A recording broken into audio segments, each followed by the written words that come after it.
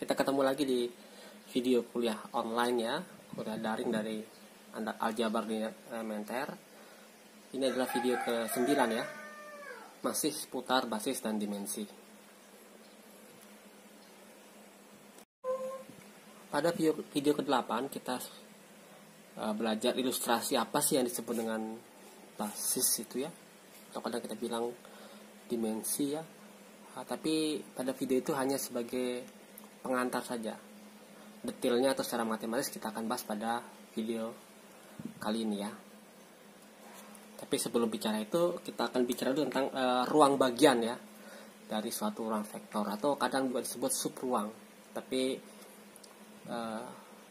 yang subruang itu kan bawaan dari bahasa Inggris ya, subspace gitu. Jadi subruang di sini kayak subset tuh subhimpunan. Padahal bahasa Indonesia adalah subhimpunan itu adalah himpunan bagian, dan subspace itu bahasa Indonesia adalah himpunan bagian gitu. Ya mungkin ada perbedaan ya. Misal di garis ITB itu biasa pakai subruang, subhimpunan, sementara di garis UGM itu memakai himpunan bagian atau ruang bagian ya. Pada video sebelumnya kita sudah belajar 8 buah sifat dari ruang vektor Rn yang seperti yang terus di papan ya. Asosiatif terhadap penjumlahan, komutatif terhadap penjumlahan, ada unsur nolnya, ada negatifnya atau inverse penjumlahannya, dan seterusnya. Nah, kalau kita ambil subhimpunan dari Rn, misalkan jadi R3 ya. Nah, kita punya, saya ambil contoh 4 buah subhimpunan dari R3 ya. Oh, ini harusnya di R2 ya, jadi saya ganti aja R2. Oke. Nah, yang pertama itu anggotanya S1, subhimpunan S1 ya. Itu anggotanya 11 dan 01.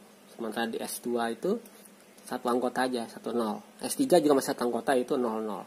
Sementara S4 itu semua kelipatan dari 10 ya, alfa ke 10. Jadi 10, 2, 0, 3, 0, 4, 0 atau setengah 0 gitu ya, itu semua ada di S4. Nah, kita lihat apakah subhimpunan ini memenuhi sifat-sifat ruang vektor. Kita lihat dulu yang pertama. Kalau untuk S1, ingat bahwa ruang vektor itu mempunyai unsur 0. S1 otomatis tidak membentuk unsur 0 ya. S2 otomatis tidak ya. Bahkan negatifnya harus punya negatifnya karena operasi tambah ya. 1101 juga tidak. Demikian juga 10. Kemudian yang S3 terpenuhin ya. 0 ada sana, negatifnya ada, negatif 0 kan 0 juga ya. Nah, kalau kalian bisa cek bahwa S1 dan S2 ini ternyata sudah gagal di sifat-sifat dari ruang vektor ya. Sementara S3 tadi sudah memenuhi beberapa sifat, dan kalian bisa cek sendiri bahwa semua sifat itu dipenuhin ya. Jadi sebenarnya S3 ini bentuk ruang vektor sendiri ya, walaupun anggotanya cuma 1 ya. Nah, kemudian kalau S4 ini bagaimana? Pertama, untuk asosiatif, komutatif terhadap penjumlahan itu otomatis ya, karena ini himpunan bagiannya. Di seluruh R4 ya, seluruh R2-nya begitu, apalagi di cuman sebagian dari R2 ya. 0 apakah di sana? Ada 0 ya. Negatifnya ada juga, dengan memilih alfanya negatifnya. Kalau 20 ada di S4, maka negatif 20 juga ada di sana ya. Tinggal ganti alfa dengan min alfa gitu. Jadi negatif dipenuhin. Nah, sifat-sifat lain distributif itu otomatis mengikutin ya.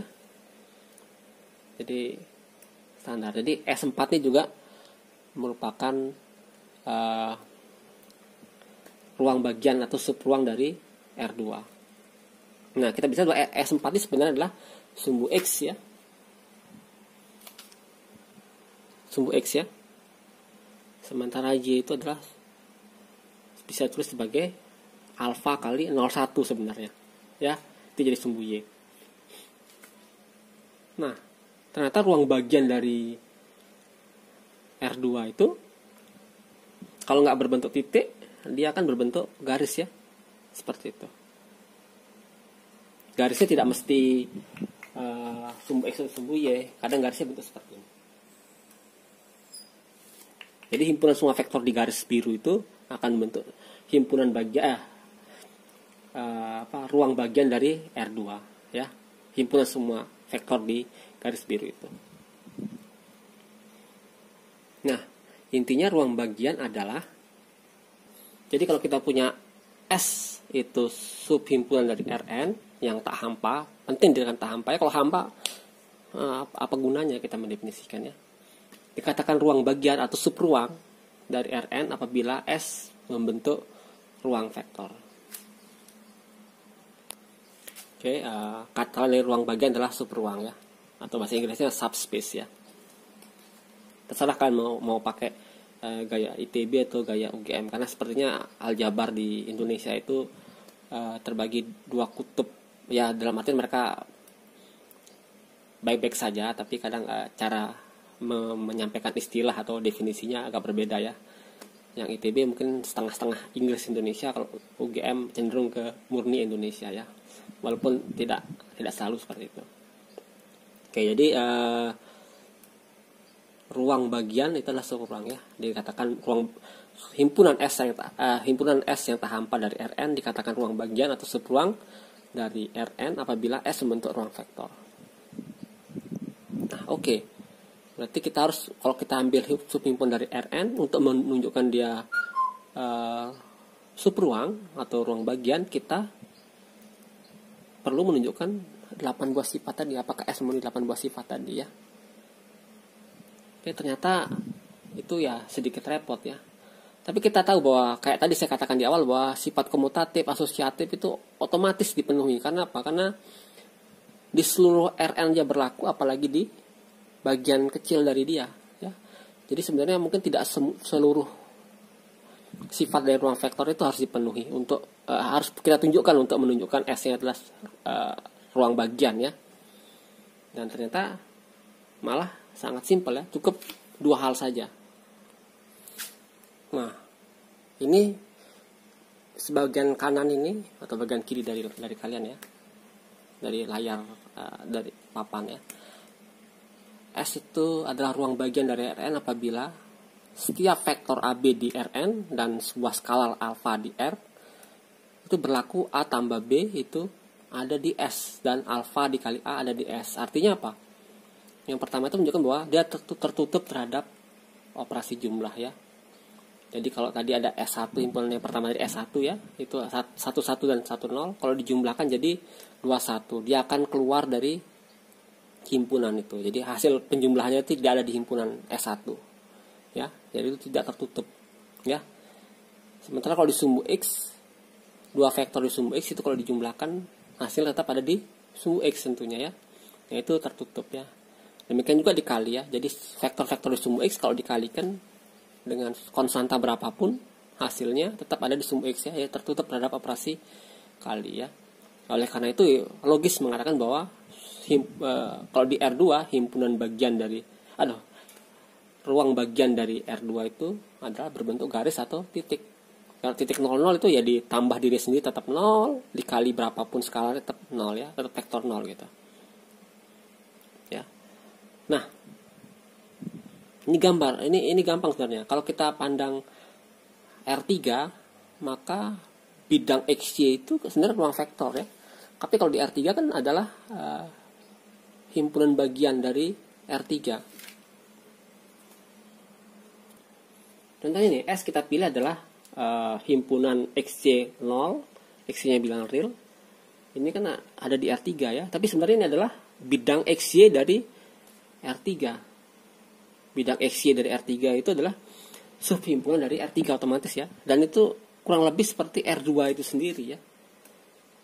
Dan ini berbentuk bidang ya. Jadi intinya ruang vektor ruang bagian dari R3 itu ada yang berbentuk bidang ya, otomatis, dan ada yang berbentuk garis dan ada bentuk titik ya. Jadi bisa dikatakan ruang bagian dari R3 yang S ini ya, itu dimensinya 2 ya. karena berupa bidang ya. Ada juga yang berdimensi 1 nanti berupa garis ya. Dan yang 0 itu kita katakan berdimensi 0. Oke, teknis dari dimensi kita akan bicarakan belakangan ya. Nah, jadi sebenarnya ya wajar ya kalau di R4 subruangnya otomatis adalah ruang R3 itu sendiri ya.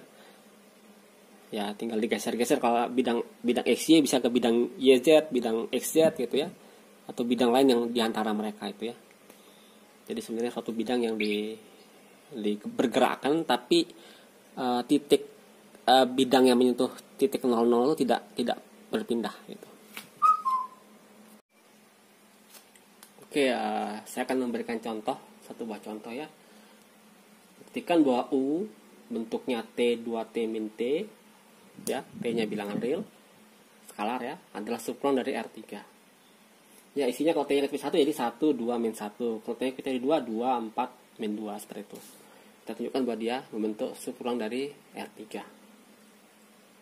Nah, caranya seperti tadi. Buktikan dia tertutup terhadap penjumlahan dan tertutup terhadap perkalian skalar. Jadi kalau saya ambil dua unsur di U, ya, namakan AB. Oke. Kalau kita jumlahkan dia harus tetap ada di U ya. Nah, karena A ada di U dibentuknya seperti ini ya. Oke. Kita namakan T-nya T1 ya. Karena T-nya boleh apa aja ya di R. Kita namakan T1 ya untuk menjamin kerandomannya.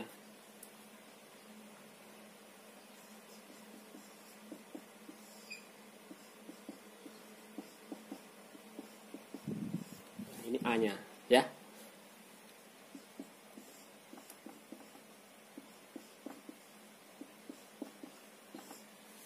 Sementara ini adalah B-nya ya. Nah, kalau dijumlah jadi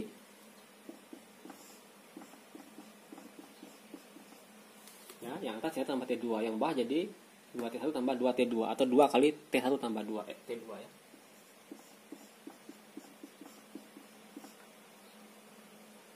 Yang bawah adalah min T1 tambah min T2 atau negatif T1 tambah T2.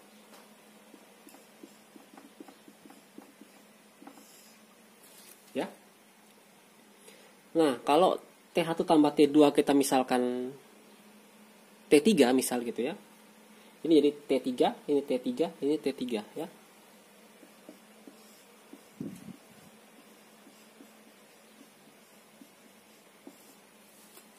Ya, dan ini adalah bentuk seperti ini ya. Ya, jadi ini pasti ada di U. Jadi kita sudah buktikan bahwa dia tertutup terhadap operasi perkalian. Bagaimana dengan tertutup terhadap operasi penjumlahannya? Bagaimana dengan operasi perkalian skalar ya? Jadi kalau kita punya alfa skalar, kita kalikan A yang ini, dapatnya adalah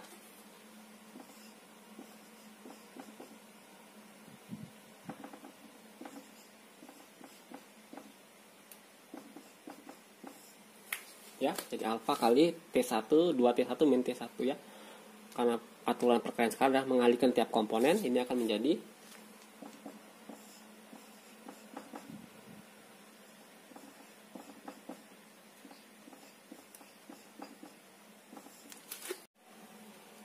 nah, mungkin nih pembuktian ya. Buktikan untuk setiap ruang bagian U dari Rn, maka 0 pasti ada di U ya. Tadi sudah saya sedikit singgung-singgung bahwa kalau ruang bagian itu kalau di R2 garis itu harus selalu melalui titik 00. Kalau di R3 maka bidang itu harus melalui titik 000 ya. Tentu harus kita buktikan bahwa itu benar ya, bahwa setiap ruang bagian dari Rn pasti memuat unsur 0 ya. 0 dalam artian 0000 ya, bukan 0 bilangan 0 ya, tapi vektor 0. Nah, gimana cara membuktikan? Oke. Karena U adalah ruang bagian dari Rn, maka U tidak hampa ya. Jadi ada X anggota U. Ya. Maka min 1 juga anggota U. Min 1 juga anggota R ya. Akibatnya min 1 kali X itu anggota U juga. Karena sifat tadi ya, bahwa dia tertutup terkait skalarnya, dikali skalar berapapun tetap ada di U ya.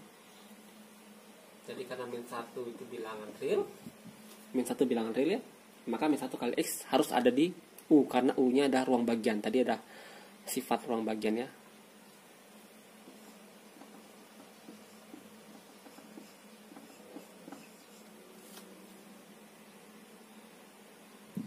Oke, min 1 kali X anggota U ya. Apa hasilnya kita nggak tahu.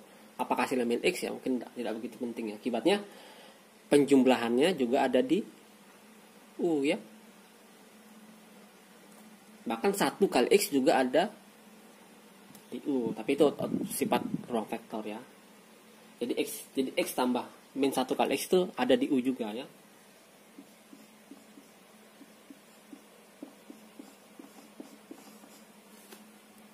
Itu kita punya ya. Tapi saat X ini kan tadi sifat ke 8 ruang vektor adalah sama dengan 1 kali X ya. Jadi bisa seperti ini. Nah, karena ruang bagian itu adalah ruang vektor juga, maka berlaku sifat ya semacam distributif gitu ya.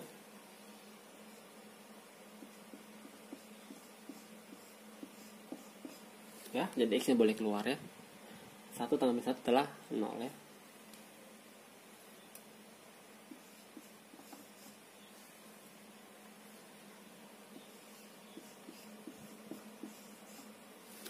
Oke.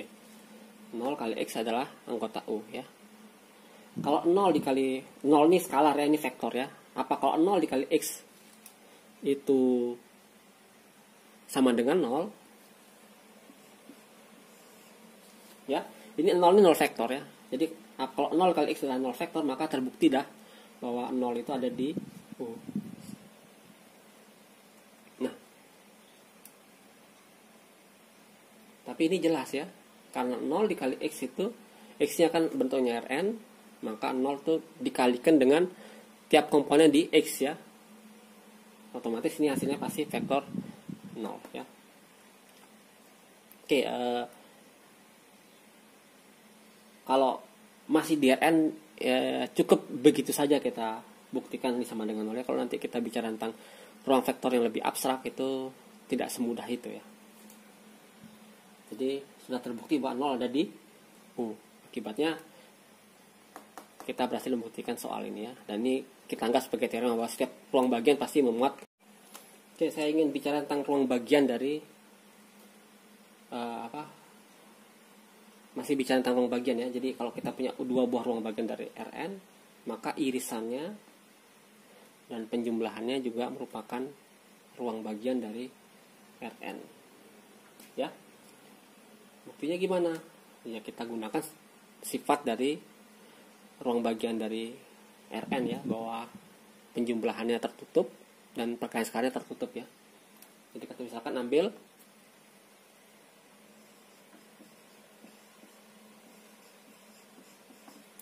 A dan B anggota V, maaf ya, anggota U iris V ya. Artinya apa? Bahwa A dan B itu ada di U dan A dan B sekaligus ada di V ya. Jadi kita bagi 2 ya.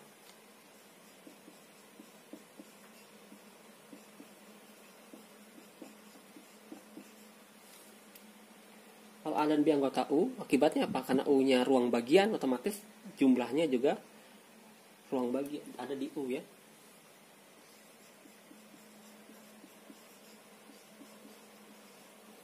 Dan demikian juga karena V ruang bagian dan AB ada anggota V, maka jumlahnya ada di V ya. Oke, karena ini 2 buah vektor yang sama ada di U dan sekaligus ada di V, akibatnya A plus B itu ada di U iris V.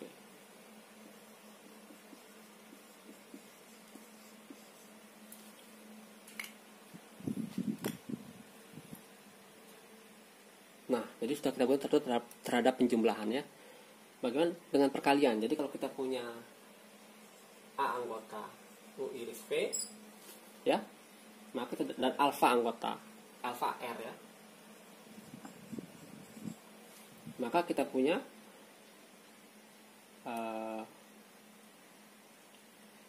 di sini kita anggota V ya, jadi A nya anggota U ya, karena A anggota U iris V maka A anggota U dan A juga anggota V.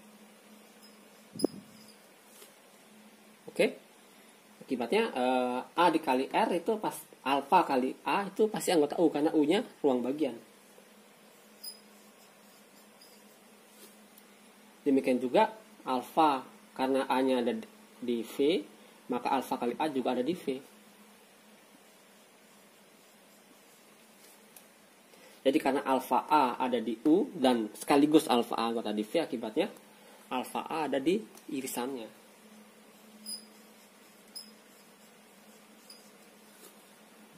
Jadi kesimpulannya apa? Kesimpulan dia tertutup terhadap perkalian skalar ya. Jadi kita dapatkan U iris V itu adalah subruang. Nah, mungkin saya lupa ya, bahwa ruang vektor harusnya tidak hampa ya. Tapi karena U 0 itu ada di U dan ada di V, otomatis irisannya pasti setidaknya memuat 0 ya, jadi tidak hampa. Oke, bagaimana dengan membuktikan U tambah V itu ruang bagian ya. U tambah V artinya kan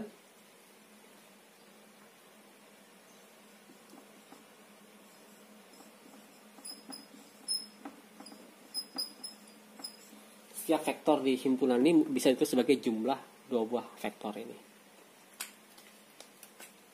Nah, 0 ada di sini ya, karena 0 ada di U, 0V ada di U, 0 tambah 0 ada di sini ya. Jadi ini tidak hampa ya. Sekarang kita akan buktikan dia tertutup terhadap penjumlahan ya. Jadi kalau kita punya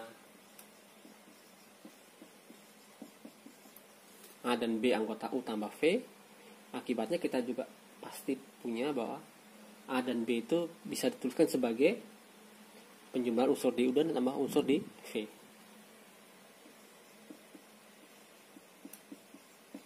Nah, misalkan A adalah U1 tambah V1 dengan U1 yang ada di U dan V1 yang ada di V.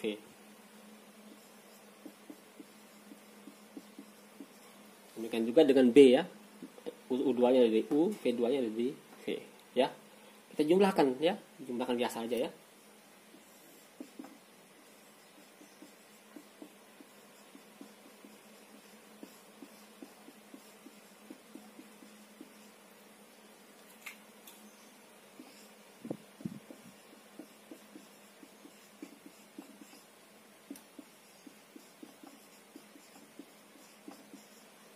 Ya. A tambah B adalah U1 tambah U2 ini ya, V1 tambah V2 seperti ini. Ya sebenarnya U1 tambah V1 tambah U2 tambah V2 ya. Karena dia asosiatif dan komutatif bisa kita tukar-tukar ya. Ingat ini nggak sembarangan dapatnya, ini ada satu langkah yang saya lewatin. Nah, ini apa? Karena U1 dan U2 ada di U, otomatis jumlahnya ada di U ya. Kenapa? Karena U-nya ruang bagian tertutup pada penjumlahannya.